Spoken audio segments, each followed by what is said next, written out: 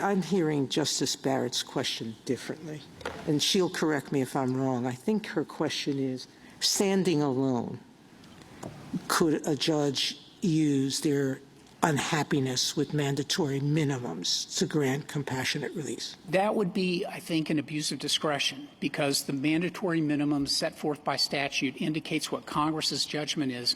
The extraordinary and compelling reasons are almost always plural, and in fact, the form that— But even if it weren't plural, could the judge take disquiet or disagreement with the statutory scheme prescribed by the statute as one of the reasons? Certainly the judge, in looking at the range of factors, would take into account that person's experience in looking at like cases to determine whether there was— I'm just saying disagreement. You keep going to disparity. I'm just saying just disagreement. I think Congress has been too harsh here. I think a judge is certainly not within his or her discretion to disagree with an act of Congress.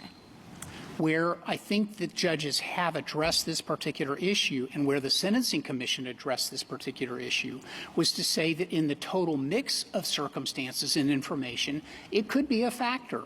And it is certainly a factor that we would want to take into account, because the whole idea behind this provision was as a safety valve against unusually harsh and long sentences. The length of sentence is the key fact in all of these situations. Mr. Frederick,